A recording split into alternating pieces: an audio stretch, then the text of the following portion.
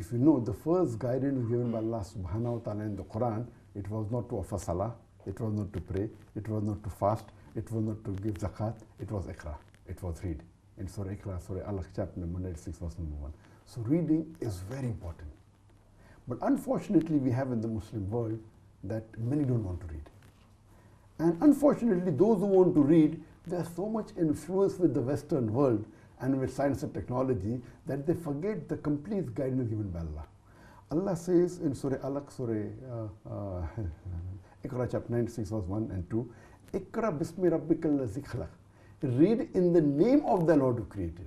So only reading is not sufficient. Reading in the name of the Lord is very important. So if you read, and if that knowledge, if that education gets you closer to Allah subhanahu wa ta'ala, it is success.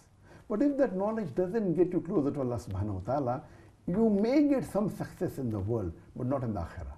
So besides reading in the name of Allah subhanahu wa ta'ala, and getting you closer to the Creator, to your Khaliq, this is very important, and that will transform your life irrespective whether you become famous or not.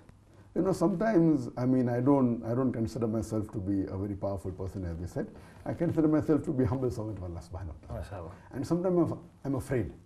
I'm afraid that let not this fame or let not this popularity cause me a loss in the akhirah. Because the Muslim's main aim is that he fulfills the commandment of Allah subhanahu wa ta'ala. He worships him. And his main goal is the Jannah. For those people who don't believe in Allah subhanahu wa ta'ala, they may get all the benefits in this world but may not get in akhirah. So I pray to Allah subhanahu wa ta'ala, may He accept my humble efforts.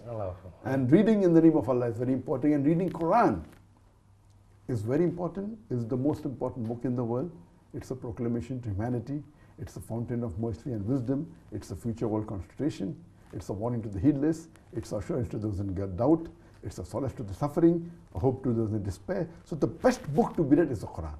And since more than 75% of the Muslim world don't know Arabic, I request them to read it in the language they understand the best. MashaAllah.